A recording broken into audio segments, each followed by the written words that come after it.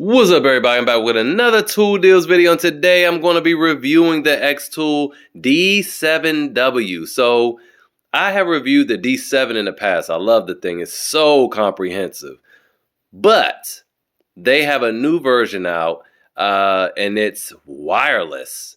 So that actually overcomes the issue, which I felt like it wasn't really an issue anyway. Most of the time you're going to be sitting in the car figuring stuff out. But if it's cold or too hot, because oftentimes the car isn't running when you're doing diagnostic checks, it can be quite uncomfortable out there. So this changes the game a lot. And as we can see from the box, it seems to have a new interface. So I'm going to go ahead and crack this thing open, charge it up. I've done a couple things to some of the cars outside, so we'll check and see if it picks that up. But we'll talk about that then.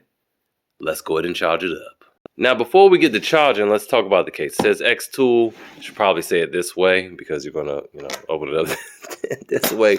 But that is no shot at the company, okay? Because they're probably looking at them on the shelf like this, and that's just fine. But let's go ahead and open this bad boy up. Oh, that's heavy up top. So up top is where the actual unit is. On the bottom here, you have, oh, what on earth? Oh, okay. So all types of adapters here. So if you're wherever they use these at, you got that. All right, boom. And if you're wherever they use these at, you got that as well. Boom. And there's the AC adapter, bam. And for us in the US, we got this right here. And is this like okay, so here's a USB port, which we'll see what that's about. I'm wondering if this needs to be charged or, well, not actually, or updated more so is the question, because this will be plugged into the car, obviously, to transmit the wireless signal. Now, they have the A30M, which is also wireless, and you can control it with your phone, but that has to be updated. And that's the thing I like about those, is that you have to plug it in the car, leave the car running or just on, which could kill your battery while this thing updates. And because XTOOL is so comprehensive stuff, I mean, it's going to have probably hundreds of updates fresh out the box. So we will see about this. But let's go ahead and open this bad boy up. It seems they have a new design on their units as well. I'm going to go to get the other one too to compare it in size, because this looks like it's smaller. Definitely a big difference in the way it looks. This looks a lot cooler, a lot more futuristic. Ooh, even has a kickstand and a camera in the back. And this kickstand is it's like aluminum. Man, this is really well built. I like it. Let's go grab the other one to compare. All right, I don't even know which one this is. I don't think this is the D7. I'm pretty positive my D7 is in a big red. Is in a big red case, which is in my other garage. But let's just pull this out. Yeah, this is not the D7 at all. This is something else. It's much lighter, though. Lighter than the other one. Longer. Yeah, so this is, I never really used this one. This is the IP616. Not as comprehensive as that. That's bidirectional. This one isn't. So that's not a fair comparison. Yeah, I would have to compare it to the other one, but it's at my other garage. Now let's take a little walk around this bad boy. So up here, we have the USB port. We have the auxiliary port there where you charge it. You have the power button, which is also aluminum. Nice touch. Speaker. Again, we went over the camera. This one doesn't have a camera, I don't think. Definitely doesn't have a kickstand, no camera, none of that. USB port. And then this big old thing, because it's not wireless, obviously. Yes, I don't miss that. So I'm going to go ahead and get this charged up. I'm going to film it. Let's go ahead and plug it up right here. All right, we out here at the LX. I just replaced the air filter, cleaned the throttle body. I had to tighten up some stuff on the coolant hoses. Replaced two pulleys because it was making that clacking noise, if some of y'all remember that. and the battery was dead. I had to charge that up. So let's go ahead and put this on the scanner because it's been sitting with a dead battery for months. It hasn't ran. I ran some seafoam in the tank too. So let's go ahead and put this scanner on it and see if it comes up with any codes. All right, so we got it in there, and it makes a few beeping noises. You got the power button, and the green car is flashing, and the blue wireless. And on here it seems to have registered it. So I'm doing like an auto scan right now. I like to do those first to see if it catches it. On these older cars, sometimes, honestly, most of the time it doesn't catch it, and I have to type in the VIN number myself. But we will see if it finds the vehicle. Okay, you can swipe down right here because this thing is a little dark for you guys to see. There we go. All right, so I typed in the code manually, the VIN number. One thing I would say about this tablet is that it's the most responsive one that I've seen from XTOOL. They're all pretty responsive, but this one, like, you can type and text really fast and it'll catch up and keep up with everything. On a lot of these tablets, it's a slight delay, but this one doesn't seem to have that. So I'm going to pause it and let it communicate, and then I'm going to let it do its auto scan and see what it comes back with. I will say the truck is running super smooth to be sitting for months, really like a year, with a dead battery and all that, after doing all that stuff to it. Oh, it was done. Okay. So do that. All right, automatic scan. And there we go. I'm going to kind of keep track. It's 117, not really, the battery's dead, but 117, and I'll see when it finishes scanning. Now I do just want to say that, okay, well, it's done. So that was fast. It's 118, but it is wireless still here, as we can see.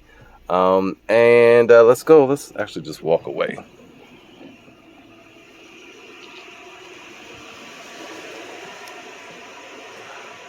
So we're in the garage now, and it's much easier to see this stuff. Let me put the kickstand up. And in classic Toyota fashion, there are no codes.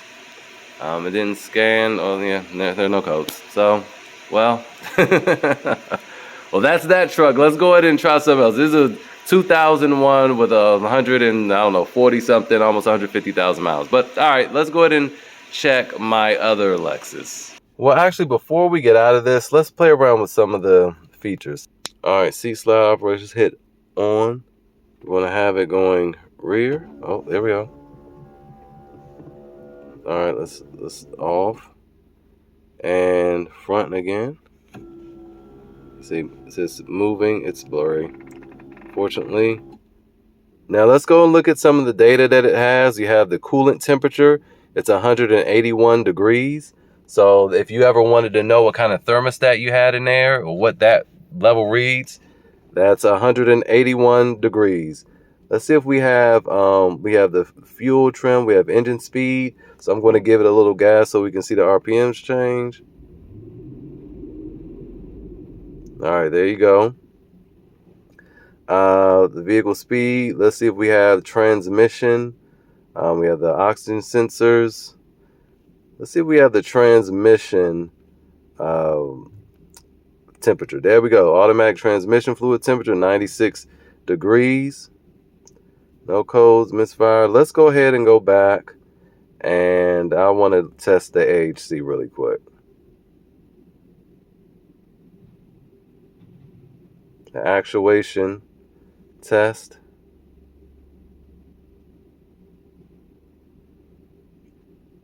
Oh, we have so much. It's at 6.1. I don't know what that even means. Let's hit on. It just dropped again. Let's step out and see what it looks like. So I'm going to play around with this, but I'm going to go ahead and stop and reset it and see what happens. And if we just come in here and look at the dash, you see height control is off. All right, now we're in my LS430. You guys might have seen videos on this before. This one has 216,000 miles on it now. I drive this car the most. And I have disconnected this side view mirror from its control panel here because when I would start the car, the gear is messed up. So it'll go for like 10 seconds, and it was very embarrassing. And So loud. So now what I'm doing, I'm scanning this thing and it found some code. So let's check the engine though first. Let's see what that's all about. Read DTC engine immobilizer system. Okay, so that makes sense because I was having an issue with my key battery. And as you can see, I'm using a smart key, and so maybe that's what that is. But what we're going to do is saying current, the history one, saying current, we can, it's taking us to the internet to figure out what that is. How to reprogram an ECU immobilizer, which we are not really having any problems with that. So let's just go on back. Let's go on back. I'm going to clear those codes and erase that. That was fast. All right, so I'm going to go back. And now let's go to radar. Now, I don't remember whether I have radar or laser. Maybe. But I will say this. I noticed that sometimes, like my radar, my cruise control is not exact with the needle up here. It's like a mile or two off. But let's see what it has to say. Oh, it says nothing now. I don't know. I guess I went in there and it realized, oh no, it was just tripping. So let's go to air conditioner. And let's read. Circuit of driver side solar sensor. Circuit of passenger side solar sensor. Circuit of rear solar sensor. So let's say live data. Driver side solar sensor. That's just at 1. Evaporator temperature, ambient temperature sensor, 62. Room temperature sensor, 68 degrees. It may feel that I have it on 72 right now. Let's adjust this and see what happens. Let's make it go hot and see if that adjusts anything. The evaporator temperature sensor changed. And other, yes, see, so the room temperature is also changing. Passenger side duct sensor 72. It's on 72. Well, this is so impressive. Coolant is 148. Now, another thing I wanted to show you guys. So, okay, so once you're in here at the codes, you can hit search, and it will take you to the internet and show you what the issue is. And he has some YouTube videos. All right, it says, don't worry about those codes. When you use a scanner or Toyota's TechStream diagnostic system, it will bring up those codes. The issue occurs when the sensor that controls your automatic temperature settings and outside temperature readings don't receive a lot of direct sunlight. We are definitely in the garage. It's normal for this to happen. Seriously, clear the codes and try reading the codes when the sun is out and shining bright on your car. You won't get those codes. Then read for codes when the sunset. It's sunset or darker. These codes pop back up. Let's test that theory. All right, so we're outside now. It's not super duper bright, but we are definitely outside. So let's go on back. And let's go back to the codes. Let's clear them. And go back and see if that was enough time. And look at that. No codes. Oh, this has been invaluable. So hopefully this has been enough information. I know I didn't go through a whole lot because this thing can do a ton of things. It is bidirectional. That's how I was able to control the seats through this module. But you guys just saw the magic happen. When you have a code, you can hit search and it'll bring it up on the internet for you, helping you troubleshoot and diagnose any issues. And we just saw this thing work for me in real live action. So hopefully this was helpful. If you have any questions, ask them in the comments. There will be a coupon code in the description to get a little discount on this new D7W. Link will be in the description also to their Amazon store. And I will see you guys next time.